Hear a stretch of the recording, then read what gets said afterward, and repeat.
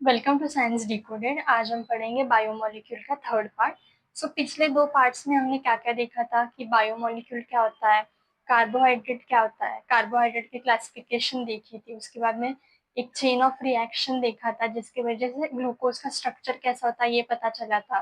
फिर ग्लूकोज का Fisher projection, Harvard projection अभी तक हमने देख लिया था।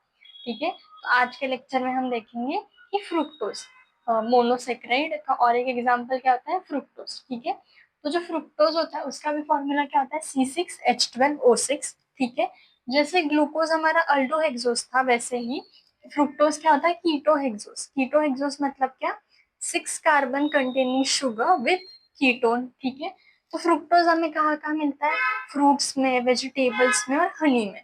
ठीक है, जैसे हमने ग्लूकोज का फिशर प्रोजेक्शन देखा था वैसे हम फ्रुक्टोज का भी फिशर प्रोजेक्शन देखते हैं। ठीक है, तो फ्रुक्टोज में क्या होता है, CO।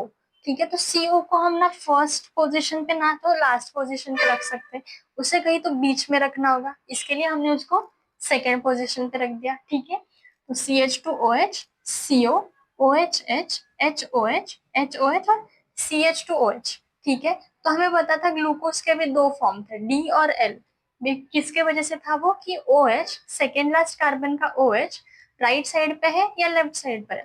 तो फ्रुक्टोज में भी अगर सेकेंड लास्ट कार्बन का OH राइट साइड हैंड पर है तो उसे कहेंगे D फ्रुक्टोज, और अगर लेफ्ट हैंड साइड पर है तो उसे कहेंगे L फ्रुक्टोज। ठीक है, तो जैसे ग्लूकोज में D प्लस फ्रुक्टोज था, वहां पर प्लस क्या रिप्रेजेंट करता था कि वो लाइट को राइट डायरेक्शन में डेविएट करता है। यहाँ पर क्या है, यल है तो सॉरी माइनस है, तो माइनस मतलब क्या, कि वो उसको लेफ्ट हैंड साइड पे डेविएट करेगा। ठीक है, तो हमने देखा था कि ग्लूकोज में जो सेकेंड लास्ट कार्बन का OH था उसने अल्डिहाइड के O के ऊपर अटैक किया, तो इसमें भी जो सेकेंड लास्ट कार्बन का OH होता है वो कीटोन के ऊपर अटैक करता है, जिसके वजह से सेकेंड और फिफ्थ कार्बन में एक O का बॉन्ड बन जाता है। ठीक है, और सेकेंड कार्बन पर एक OH और एक बल्कि ग्रुप CH2OH आ जाता है। ठीक है, तो जिसके वजह से दो फॉर्म हो सकते हैं, अल्फा और बीटा। अल्फा और बीटा जैसे हमने ग्लूकोज में देखा था कि अगर OH राइट हैंड साइड पर है तो अल्फा, और अगर लेफ्ट हैंड साइड पर है तो बीटा।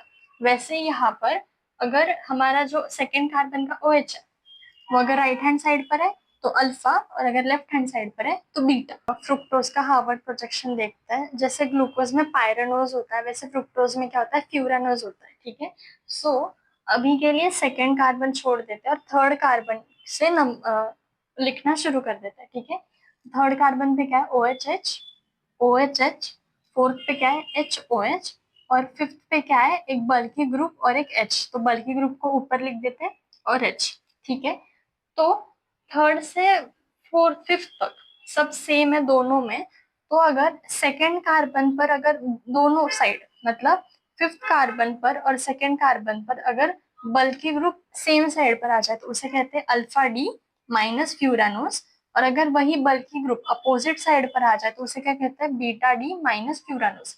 जैसे ग्लूकोज में देखा था कि अगर OH OH सेम साइड पर आ जाए तो उसे हम अल्फा D प्लस ग्लूकोज कहते हैं। वैसे ही तो वहां पर वो OH क्या थे, बल्कि ग्रुप थे, वो सेम साइड पर आ गए थे इसके लिए अल्फा, और अपोजिट साइड पर इसलिए बीटा। यहाँ पर भी सेम, अगर बल्कि ग्रुप सेम साइड पर है तो अल्फा और अपोजिट साइड पर है तो beta. Stay tuned for part 4 and for more such short revising videos. Please like and subscribe the channel.